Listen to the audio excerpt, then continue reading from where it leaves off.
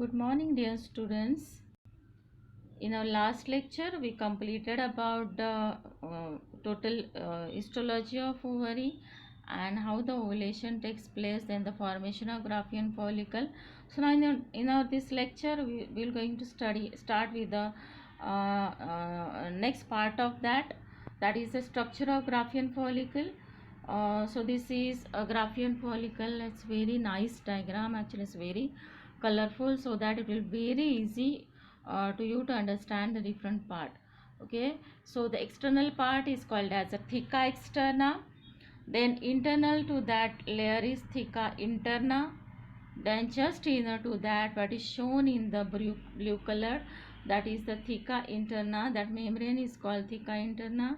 Okay, so theca externa, then theca interna, then the third member is called as a membrana granulosa, then fourth one is the antrum, which is the empty space, then cumulus ophorus, which is not shown over in this diagram, then this discus proligirus.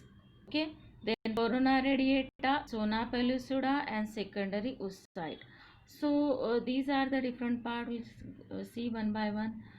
The one is the theca externa, then theca interna, then basement membrane is there, and on that basement membrane the granulosa cells are there.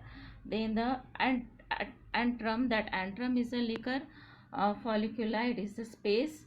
Then cumulus orpheus cell, that is shown in pink. Then just inner to that the corona radiata, these cells which are present surrounding the ovum or the oocyte. Okay, so these cells are cumulus ophorus cell, then corona radiata, then previtelline space is there, then zona pellucida. So just inner to corona radiata the zona pellucida is there, and just inner to zona pellucida the previtelline space is there, and just inner to that the oocyte is there. So this is what a structure of Graafian follicle. So this is the fully mature Graafian follicle. This is again a second structure. Okay, then the stages of development of ovum, how the ovum is get developed. These are the different stages which is followed by the development of ovum. One is the germinal epithelium. Germinal epithelium, these are the membranous cell which is present at the external covering of ovary. So the germinal epithelium cell get developed into the oogonia. Oogonia form the primary oocyte. Primary oocyte develop into the primordial follicle, primary follicle, then secondary follicle, tertiary follicle, and finally it form the Graafian follicle. Graafian follicle then fully formed, it get burst open and it releases the ovum, and that process is called as ovulation.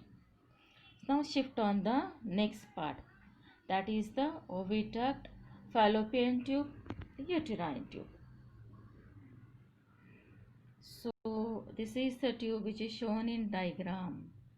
So this tube is what? It's the oviduct. It is also called as a fallopian tube, or it is also called as a uterine tube. A pair of muscular duct, internally it is lined by the ciliated epithelium and can be divided into the three regions. So it is the pair of muscular duct, and internally it is get lined by the ciliated epithelial cell. That means this is the epithelial cell which possesses a cilia. Okay, so just internal to the fallopian tube the ciliated epithelial cells are present. Okay, then this oviduct is get divided into the three region: infundibulum, ampulla, and the isthmus. Okay, so infundibulum, so this is what the first part is, the infundibulum. Okay, then this next part is the ampulla, which is the curved part over here. So this is infundibulum, which possesses a funnel like structure. Then the curved part is called as ampulla, and the last part is called as isthmus, which actually attached with the uterus. So infundibulum is a proximal funnel like part lying close to the ovary with an opening called the ostium, and is surrounded by the fimbriae. So fimbriae is nothing but it's a finger like projections. Okay, so infundibulum is nothing but it's a funnel like part. It's just like a funnel. Okay, so it is the anterior most part of what? Anterior most part of the fallopian tube. Okay, it is a funnel shape, and at the end it shows a fimbriae. Fimbriae is a finger like projections. Okay, and it's lie very close to the ovary. Then the ampulla. Ampulla is a middle long straight part of oviduct. Fertilization of ovum actually takes place in this region, ampulla. So in this ampulla, the fertilization of ovum takes place. Okay, that means the sperm reaches up to the ampulla and where it fertilizes ovum. Okay, then the next one is the isthmus. Isthmus is the distal narrow part of the duct opening into the uterus. So it is the distal part and which open into the uterus. So anterior most part is what? It's a infundibulum, middle part is ampulla, and the distal part is isthmus, and this isthmus is attached with the uterus. Now the uterus is also called as a womb. So see, this is the diagram of uterus. It is a hollow muscular part. It is pear-shaped organ located above and behind the urinary bladder. Okay, so this is part which is present behind the urinary bladder, and this part is divided into the three regions: fundus, body, and cervix. So the fundus is the uppermost part, is called as a fundus. Then the body part is a corpus. This part is called as a body part, and this last region is called the cervix. Okay, so this this uterus shows a three part: fundus, body, and cervix.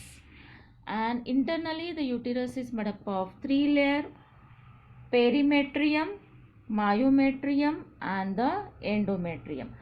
So these three layers which form the uterine wall is a perimetrium.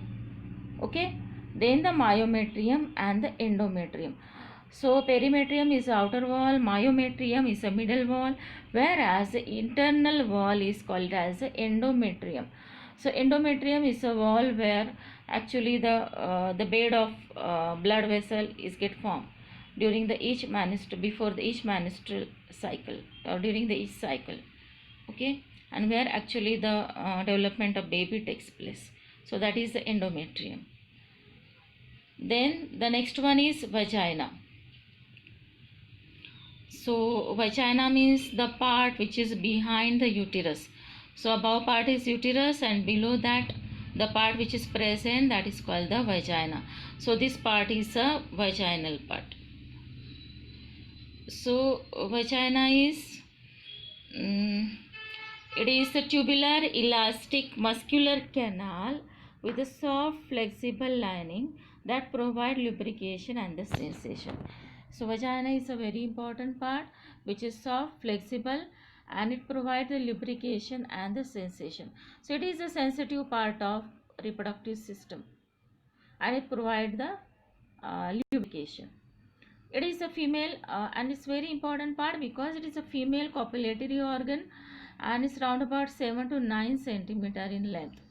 It lies between the cervix and the vestibule. Vaginal wall has an inner muscular lining, has an inner mucosal lining, the middle muscular layer, and outer adventitial layer.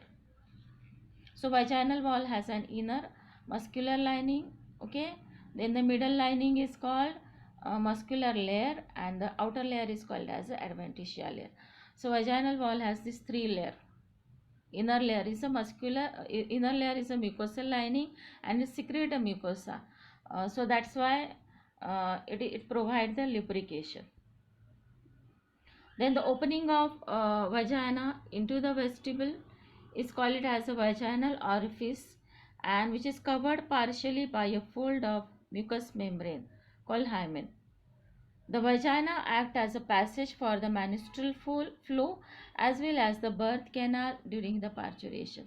So vaginal is a part or it is a passage through which the menstrual flow takes place, and as well as it is it is also a birth canal through which the baby comes out during the parturition.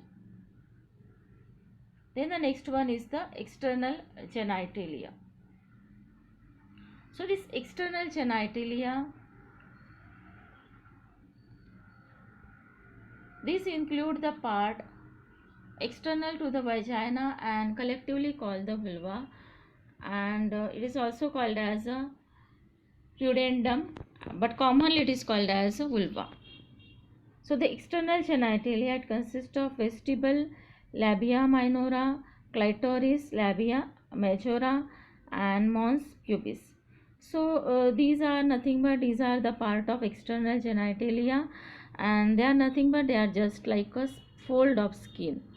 So through this diagram it will clear to you. The vestibule is a median vertical depression of vulva enclosing the urethral and the vaginal opening. So just around the vaginal opening part, that is called the vestibule. Then the labia minora.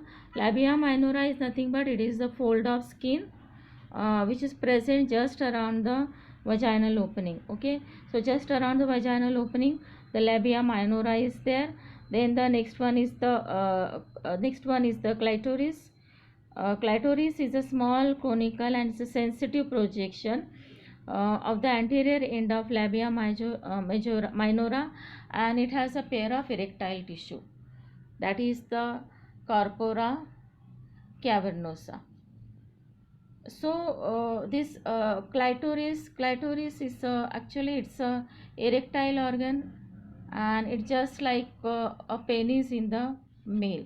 So as the penis shows a erection, same way here in the female the clitoris shows a erection, so it is a erectile organ. Then the labia majora is a major fold of skin just around this all external genitalia. Is a labia majora is a fleshy fold of skin, is form the boundary of vulva. And the mons pubis is nothing but is a fleshy elevation above the labia majora. So this is what it's a mons pubis. So these are all external genitalia. Then one additional gland is there, that is called the Bartholin gland. So here this Bartholin gland is present just at the side, both side of vaginal opening. This gland actually this gland, they open into the vestibule and releases a lubricating fluid. So the Bartholin gland is just like a Cooper's gland in male, and it releases the secretion, that is what, that is the lubricating fluid. And the next one is the mammary gland. So this mammary gland are two glands are there. They are nothing but they are the modified sweat gland, and these glands form about 50 to 20 mammary lobes, and each lobe has many alveolar gland and the lactiferous duct. So the number of lactiferous ducts are there, number of alveolar glands are there, and just and this duct converges towards the nipple or towards the center near the tip of breast. So nipple is surrounded by the dark pigmented cell, that is called the areola. It is the accessive reproductive organ producing, and it releases the milk, and specifically only when the woman who given birth have functioning mammary gland. So this much all about the female reproductive system. Thank you so much.